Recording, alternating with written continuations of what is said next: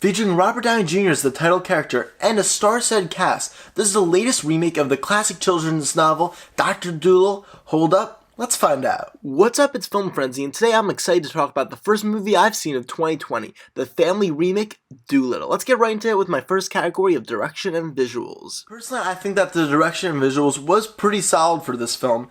I thought the sequences pretty much went together very well, and visually, it was an entertaining film, and it'll keep your eyes watching like the entire time. I thought there were some very grand, nice shots that really kind of sent you back into like the time period the film takes place in, like an early Victorian era England, and I thought that was really cool, and the voyages and stuff, and they go to the different locations.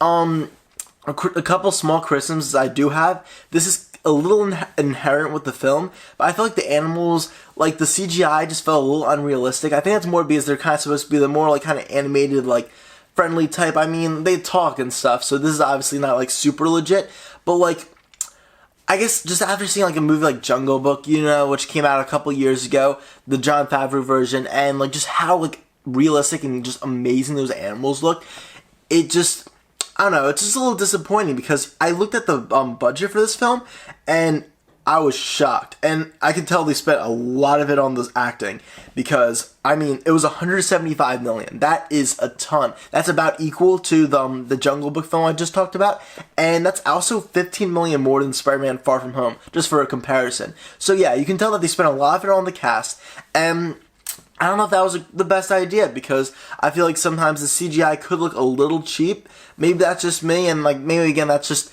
the type of film it is, but I thought it was a little disappointing. Plus, I thought the fight choreography, there were a couple pretty nice fights, and just like some fun, like, you know, kind of like swashbuckling adventure, but often it felt a little stale, especially when compared to other films, even like the Pirates of the Caribbean films. I know this is a PG movie, and it's more for kids and families and stuff, but that doesn't mean the action has to be that much worse. It just has to be less bloody and like less gory and stuff, and I thought sometimes it could be a little disappointing, but overall I thought the shots were very nice, the direction was very well handled, and overall it was visually a very appealing film, so I'm still giving it a solid 4 out of 5 for direction and visuals.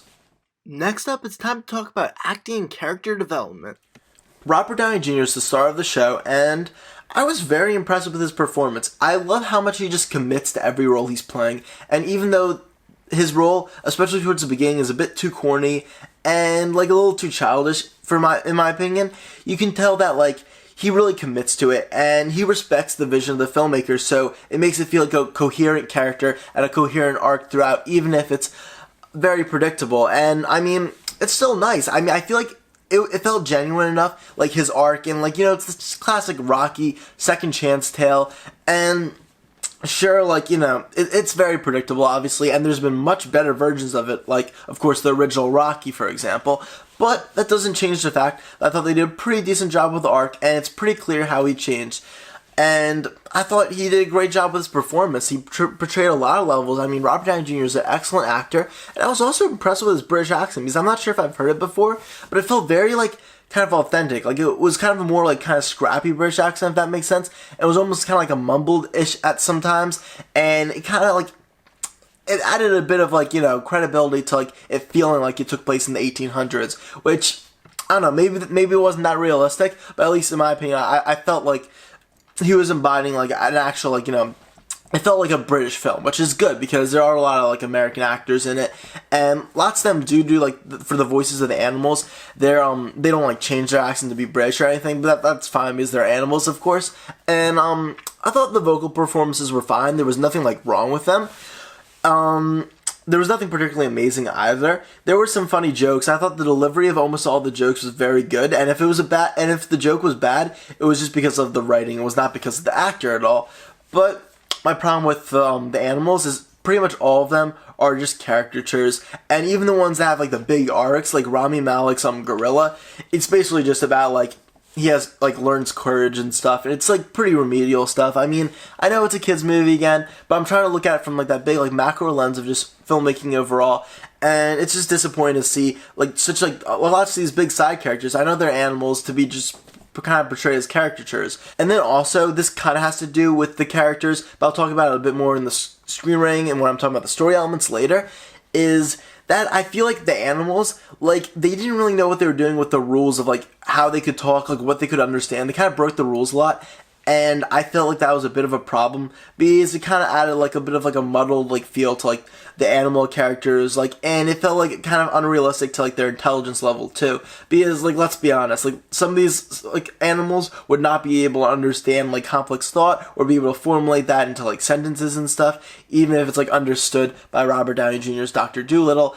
I know, this is a kid's movie, they make up their own rules, it's fantasy, obviously, but that was just a complaint that if you're going to make a fantasy, stick by your own rules. I'll talk about that more later, but I felt like that was just a weakness with the character and acting, like, I just thought that was a weakness with the acting and character development, just overall with the animals, and it was unfortunate. But another highlight that I will say, though, is Antonio Banderas' character.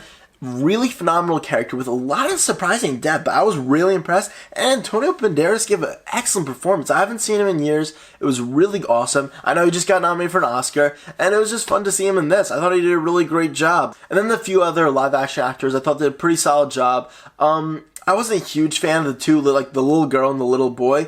I thought their characters were, even though they were played fine, I feel like I've seen them in, like, literally every single, like, classic, like, family action film and stuff. Like, they just felt such, like, the cliches, and they have that, like, sort of romantic connection, but it's, like, all innocent and stuff. But overall, for acting and character development, there wasn't anything that was, like, glaringly, like, bad, besides, like, some of just the underdevelopment and, like, muddleness of the animals.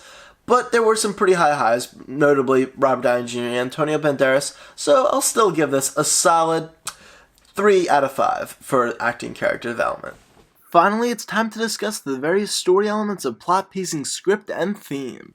So, this is the most important category, and with the plot, I already touched a lot about the, just kind of the lazy screenwriting that went into how they just broke the rules a lot with the animals and stuff, and, like, how they understand. I know this goes into screenwriting also, but the most notable example is that at the beginning of the film, Robert Downey Jr. says how he can understand the animals and he can communicate with them, but they can't understand human speak. But later on in the film, they kind of break this rule kind of as, like, plot devices, because they have, like, a plot laid out, and they kind of get lazy on how to get there, and, like, breaking their own rules, like, I just don't like that. I mean, I'm not the guy that, like, goes in and sees the nitty-gritty little plot holes, but when there's big glaring ones like this, it's very unfortunate, because there were multiple instances of, like, these animals understanding people speaking, and that was just problematic. I already talked about how the animals, I mean, in real life, they would not be able, even, like, if somebody could understand and communicate with them, they would not be able to, like, formulate sentences like that. That's a very nitpicky thing, and it's a family movie, so I gotta let that slide.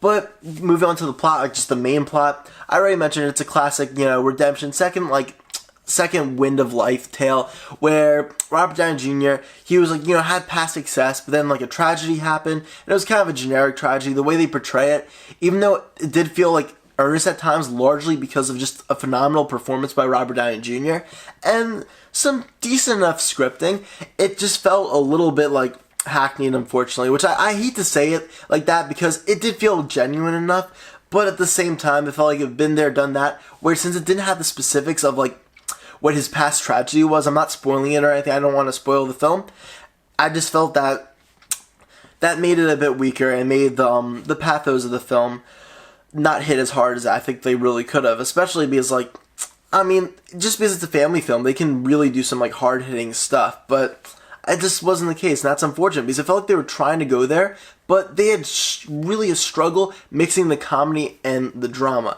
and that kind of talks about, like, the screenwriting a bit, and that, I think it was really just all over the place, and the jokes, sometimes they were really great, I actually thought they were really clever, and, like, sometimes they even, like, slip in, like, these kind of more adult references that I thought were pretty clever, but then sometimes they'd do, like, poop humor, or, farting humor, and I would just be like, I'm sorry, but how can you be a self-respecting filmmaker and do that? Like, I know these are quality filmmakers, and they're trying to pander to the audience and stuff.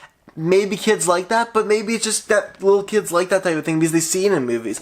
Just saying, it would be nice if we, like, cut down on, like, the potty humor in kids' movies. Like, that's not a bad thing. Just, making my little appeal, trying to make, like, a political statement, you could say. Anyway, get on from that satire a little bit. Basically, I found that the jokes did vary a lot, and there were some clever ones and some clever slapstick gags, although there were some weak slapstick gags also. But I found that the film was best when it got weird with the screenwriting. Not just with the comedy, but with the drama too. There was this one part with this like psychologically kind of like screwed up tiger, and it was just so like bonkers. I was just like, what the hell? Like, something I hadn't really seen in a film before, and they did it really well. It was just so weird. If more of the film was like that weirdness instead of being kind of vanilla, I think it could click better and really stood out, because the scenes where it just got weird with the script, and they just went like, why not? Let's just do some odd things and stuff. Particularly, like, I think the climax, I think, was pretty solid in the cave at the end, if you know what I'm talking about. But then they, of course, ruined that with, like, a pretty basic, like, vanilla resolution that I don't know. Resolutions are something that are really hard to nail in movies, especially in my opinion, because I'm really critical of resolutions, and this was a weak one, which made me very upset to end the film on kind of just like a, like, it's like a nice note, you know what I mean? Like, it has that nice, like, story arc to it, but it just felt very predictable, and I wasn't a huge fan of that. Pacing-wise, it was an entertaining movie. It was fast-paced, and I appreciated that. It felt like it went by pretty quickly. I didn't have any complaints. I thought the editing was very solid, actually. I mean, yeah, and, like, the plot, like I said, it is predictable, but it does have some, like, you know, twists and turns here and there that make it a little bit more interesting, and there's some stuff that add a bit more dimensions to make you just, like, for older viewers to be a little bit more engaged, because I wouldn't say that it just got so boring and predictable that I was just, like, kind of ignored it, because, like, rarely was it even laugh out loud, like, bad. Like, I wasn't laughing at it. So that means that if it's entertaining and I'm not laughing at it, that means they're doing something right. It's like, they're doing a pretty good job. And yeah, that basically leads to the last part of this category, which is the theme. And yeah, I've just mentioned already how, you know, there's kind of like the generic lessons, like the gorilla learning about courage, and some other animals learning about, like, friendship, like Kumail Nanjiani's ostrich, which, by the way, like, even though, like, it was kind of a cheesy arc, Kumail Nanjiani is just amazing, and his lines are really funny too, so it was just really entertaining. I was completely fine with it being, like, kind of just ridiculous. I love that about it, when the movie, again, got kind of bonkers and had, like, this crazy ostrich who has, like, parent issues. Like, it was just so weird and so awesome. Which, yeah, the themes, yeah, like I said before, it's gonna be like the redemption tale and stuff, and saying, you know, you gotta keep on trying, you can't just, like, shut yourself off from the world, which is what happens with Robert Downey Jr. after, like, he has that past tragedy I spoke of. And yeah, it's basically what you'd expect going into it. This movie really isn't about the themes, in my opinion, because they're not as hard-hitting as they could be. It's really just about an entertaining family film that sometimes hits on an emotional level pretty good.